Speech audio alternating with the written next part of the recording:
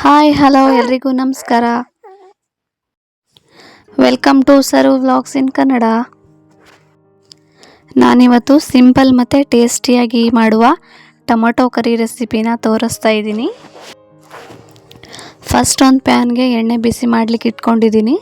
So ಇದು ಬಿಸಿ ಆದಮೇಲೆ ಸ್ವಲ್ಪ ಸಾಸಿವೆ, ಜಜ್ಜಿಟ್ಕೊಂಡಿರೋ ಬೆಳ್ಳುಳ್ಳಿ, ಇದು ಜಜ್ಜಿಟ್ಕೊಂಡ್ರೆ ಚೆನ್ನಾಗಿ ಒಳ್ಳೆ ಫ್ಲೇವರ್ ಬರುತ್ತೆ.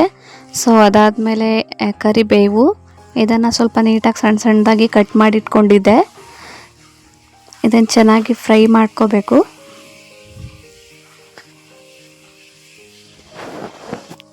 ನಂತರ ಇದಕ್ಕೆ ಜೀರಿಗೆನ ಸೇರಿಸ್ಕೋಬೇಕು. ಈ ಟೊಮೊಟೊ ಕರಿಗೆ ಜೀರಿಗೆಯಿಂದನೇ ಒಳ್ಳೆ ಟೇಸ್ಟ್ ಬರೋದು.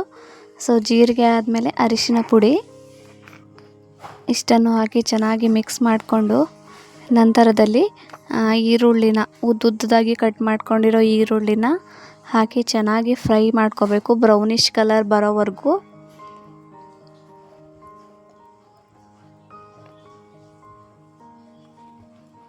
ಸೊ ಇಷ್ಟನ್ನು ಚೆನ್ನಾಗಿ ಫ್ರೈ ಮಾಡ್ಕೊಂಡಾದಮೇಲೆ ಹಸಿಮೆಣಸಿನ್ಕಾಯಿನ ಸೇರಿಸ್ಕೋತೀನಿ.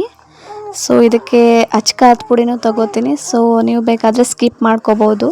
ಸ್ವಲ್ಪ ಖಾರ ಬೇಕು ಅಂದವರು ಹಸಿಮೆಣಸಿನ್ಕಾಯಿ ಜೊತೆಗೆ ಅಚ್ಕಾರದ ಪುಡಿನೂ ಸೇರಿಸ್ಕೊಂಡ್ರೆ ಒಳ್ಳೆ ರುಚಿ ಬರುತ್ತೆ.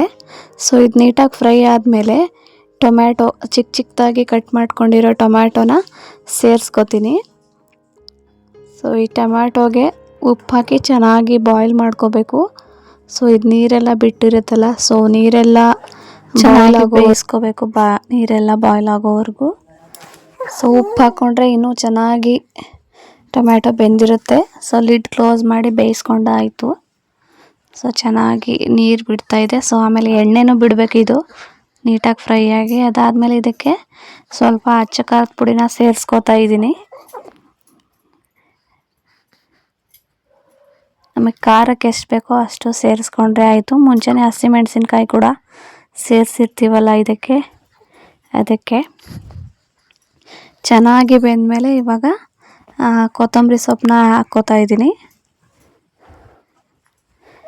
ಆಲ್ಮೋಸ್ಟ್ 90% ಆಗುವಾಗ ಕೊತ್ತಂಬರಿ ಸೊಪ್ಪನ್ನ ಸೇರಿಸ್ಕೊಂಡ್ರೆ ಚೆನ್ನಾಗಿರುತ್ತೆ. ಸೊ ಆಲ್ಮೋಸ್ಟ್ ಆಗಿದೆ ಇದು.